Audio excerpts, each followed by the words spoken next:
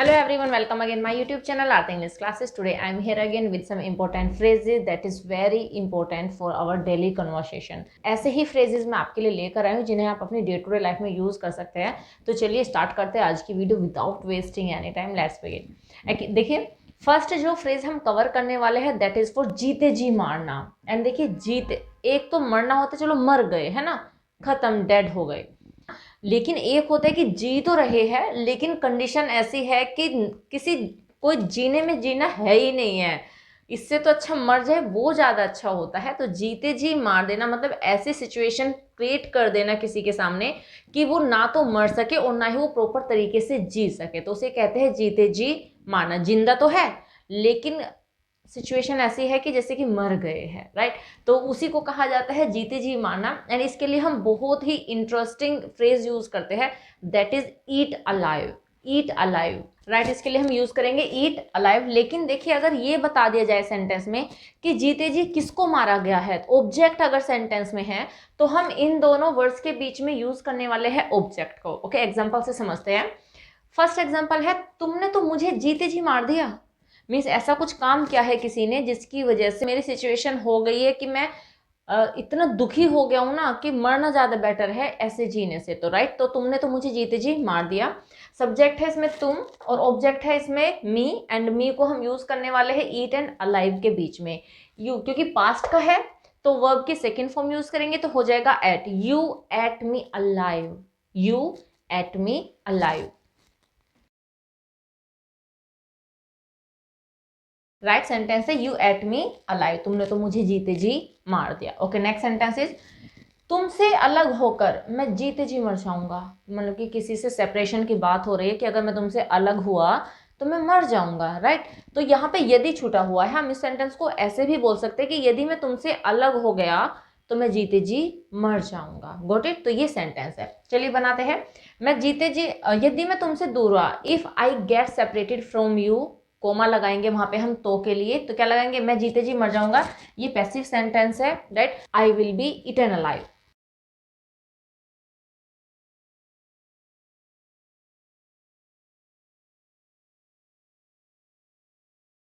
Next one is मेरा boss मुझे जीते जी मार देगा। मीन्स यहाँ पे हम सेंटेंस को बड़ा भी कर सकते हैं। फॉर एग्जाम्पल इफ आई से कि अगर मैंने ये काम नहीं किया तो मेरा बॉस मुझे जीते जी मार देगा, ये सेंस है। तो सेंटेंस में आप कुछ भी ऐड कर सकते हैं आगे, बट अभी जस्ट मैंने इतना ही सेंटेंस लिया है, मेरा बॉस मुझे जीते जी मार देगा, फ्यूचर का है, ठीक है। My boss will eat me alive, my boss will eat me alive, right sentence है my boss will eat me alive, तो मेरा बॉस मुझे जीते जी मार देगा, ठीक है।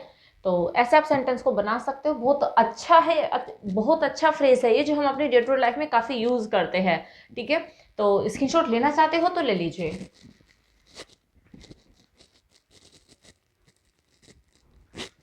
नेक्स्ट हम जानेंगे कि अजीबो गरीब को हम क्या कहते हैं। देखिए अजीबो गरीब एक एडजेक्टिव है, ठीक है। कोई फ्रेज मैं यहाँ पे नहीं बताने वाली हूँ आपको, ना ही मैं कोई ईडियम आपको बताने वाली हूँ। इसके लिए मैं आपको बताऊंगी एक एडजेक्टिव, राइट। एंड अजीबो गरीब मीन्स आप समझ सकते हो कि स्ट्रेंज है ना। तो स्ट्रेंज मतलब कि बहुत विचित्र, अजीब सा जो कुछ होता है उसको हम स्ट्रेंज कहते हैं। विचित्र भी हम इसके लिए हिंदी में यूज करते हैं। तो उसी को ही हम लोकल लैंग्वेज में बोल देते हैं अजीबो गरीब। ये क्या अजीबो गरीब हरकत कर रहे हो तुम, तुम्हारा अजीबो गरीब हरकत देख के तो मैं डर ही गई। तो ऐसे सेंटेंसेस, ये कौन से अजीबो गरीब जगह पे ले आए हो तुम मुझे, ऐसे सेंटेंसेस हम बोलते हैं, राइट। तो इसके लिए जो हम एडजेक्टिव यूज करेंगे that is outlandish, outlandish, right. तो इसके लिए हम यूज करेंगे एक एडजेक्टिव दैट इज आउटलैंडिश। तो बस एडजेक्टिव की तरह यूज करेंगे हम इसको, नाउन से पहले यूज करेंगे। तो चलिए एग्जाम्पल से समझते हैं। उसने बहुत ही अजीबोगरीब ड्रेस पहन रखी थी। मीन्स उसकी ने जो ड्रेस थी वो बहुत ही अजीबोगरीब थी, बहुत ही स्ट्रेंज लग रही थी। She was wearing very outlandish dress, right. She was wearing very outlandish dress,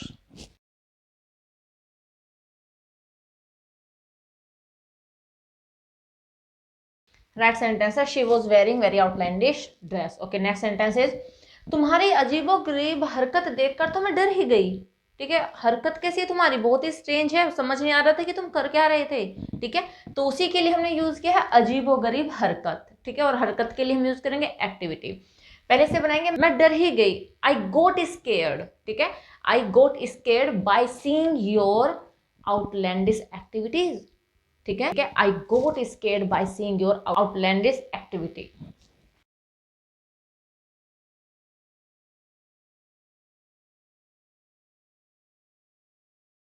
right sentence is I got scared by seeing your outlandish activities. Okay, next sentence is वह बहुत अजीबोगरीब लग रही थी, मीन्स उसका जो अपीयरेंस था काफी अजीब सा लग रहा था, तो कैसी लग रही थी, अजीबोगरीब।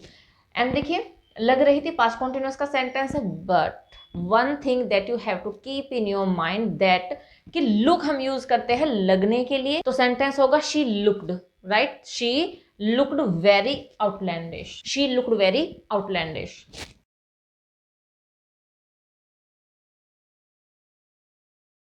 राइट सेंटेंस है शी लुक्ड वेरी आउटलैंडिश। बहुत ही सिंपल सा है, ज्यादा एक्सप्लेन करने की मुझे नीड नहीं लगी इसमें कि कुछ ज्यादा एक्सप्लेन किया जाए। एडजेक्टिव्स की तरह आप इसको यूज कर सकते हो, स्क्रीनशॉट लेना चाहते हो तो ले लीजिए।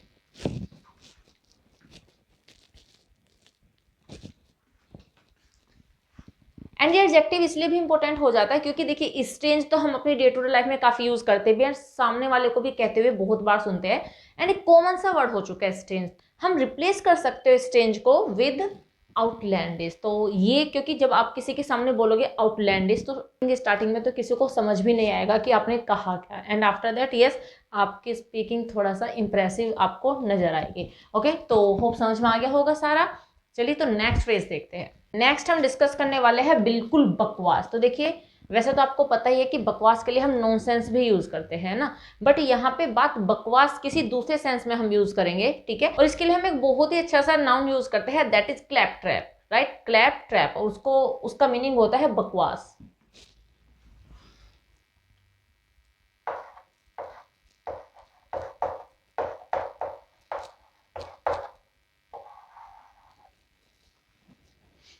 राइट, तो इसके लिए हम यूज करेंगे क्लैप ट्रैप। देखिए यह आइडिया बहुत बकवास है, ठीक है, तो this idea is totally claptrap, this idea is totally claptrap.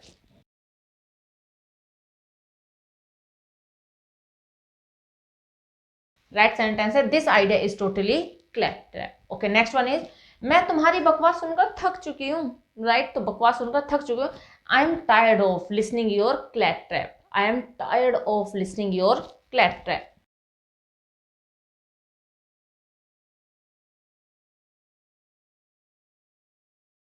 Right sentence is I am tired of listening your clap trap. And देखिए याद रखिएगा टायर्ड ऑफ, टायर्ड के साथ हमेशा ऑफ ही प्रपोजिशन आती है, फिक्स्ड प्रपोजिशन है, कहने का मतलब ये है टायर्ड के साथ हमेशा ऑफ ही आता है। ओके, नेक्स्ट सेंटेंस इज उसकी स्पीच बिल्कुल बकवास थी, ठीक है, बिल्कुल बकवास थी।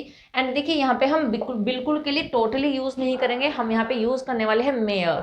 हर स्पीच और his speech was mere claptrap, right, her speech और his speech was mere clap trap.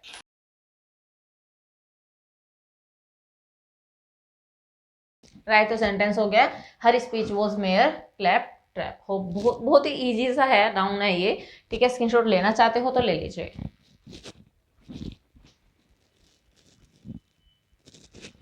Hope समझ में आ गया होगा, ये आपको बहुत ही सिंपल सा है, आप बस इसको याद कर लीजिए एंड यूज कर सकते हो अपनी कॉन्वर्सेशन में। तो एक और स्ट्रक्चर देख लेते हैं। नेक्स्ट हम डिस्कस करने वाले हैं झुठलाना। देखिए झुठलाना, क्योंकि देखिए इसमें झूठ छुपा हुआ है, एंड झुठलाना का मतलब होता है, इसके दो मीनिंग होते हैं, एंड दो तरीके से दो सिचुएशन में हम इसको यूज करेंगे। फर्स्ट, कोई बात है लेकिन उस बात को रोंग प्रूव कर देना, फॉल्स प्रूव कर देना, कि सामने वाला झूठ बोला है तो झुठला देना। सपोज कि मैंने कुछ कहा एंड बाद में जब किसी ने वो किसी तीसरे पर्सन के सामने बात रखी और मैंने बोला कि नहीं ऐसा तो नहीं था, इसका मतलब कि मैंने उस फैक्ट को झुठला दिया, मैंने झूठ बोल दिया उस फैक्ट के बारे में, दिस इज कॉल्ड झुठलाना। ओके, सेकेंड हम इसको यूज करते हैं to change the documents, means documents में हेरा फेरी कर देना, डॉक्यूमेंट्स में कोई चेंजेस कर देना अपने बेनिफिट्स के लिए या किसी को डिसीव करने के लिए, तब भी हम इसमें यूज करेंगे, सेम ही हम एक वर्ड यूज करेंगे दोनों के लिए, झुठलाना के लिए भी एंड डॉक्यूमेंट्स में चेंजेस कर देना उसके लिए भी सेम वर्ड यूज करेंगे, that is falsify, falsify, right. तो इसके लिए हम यूज करने वाले हैं फॉल्सिफाई। तो एग्जाम्पल से समझ लेते, दोनों टाइप के एग्जाम्पल मैंने दिए हैं, ये यहाँ पे बात को झुठलाने की बात हो रही है और इसमें बैंक अकाउंट्स में छेड़छाड़ की बात हो रही है, राइट। तो दोनों ही कॉन्टेक्स्ट में हम इसको यूज करेंगे। तो चलिए देखते हैं। फर्स्ट एग्जाम्पल है, तुम इस बात को झुठला नहीं सकते, मीन्स कोई बात है अब सामने कि तुम इससे मुकर नहीं सकते, तुम अवॉइड नहीं कर सकते, अब तुम मना नहीं कर सकते इस बात को, तो झुठला नहीं सकते। You can't falsify this fact, right, you can't falsify this fact.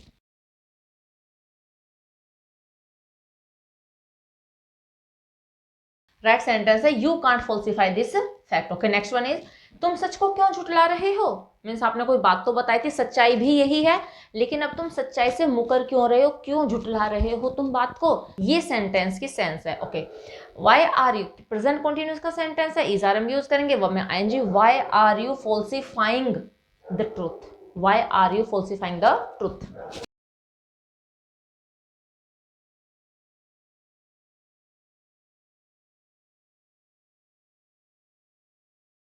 Sentence is why are you falsifying the truth. बहुत इजी सा सेंटेंस है। ओके, नेक्स्ट देखिए, उसने बैंक अकाउंट्स में छेड़छाड़ की है। अब बैंक अकाउंट्स में छेड़छाड़ करने का क्या मतलब है। मीन्स उसने कुछ डॉक्यूमेंट्स में हेरा फेरी की है, सो दैट कुछ किसी को डिसीव किया जा सके या फिर कुछ चीज़ों को छुपाया जा सके, इसलिए राइट। तो वहां पे भी हम 45 ही यूज करेंगे और ये पास्ट का सेंटेंस है। शी या और ही, तो मैं यहाँ पे शी यूज करने वाली हूँ। She falsified the bank accounts, right, she falsified the bank accounts.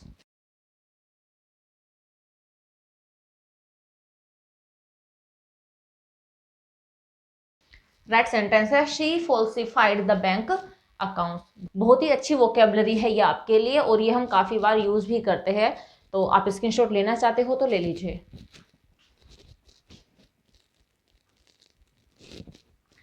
तो इस तरीके से हमने 4 स्ट्रक्चर कवर किया, जिसमें हमने कुछ एडजेक्टिव्स, कुछ नाउन एंड एक फ्रेज भी कवर किया है।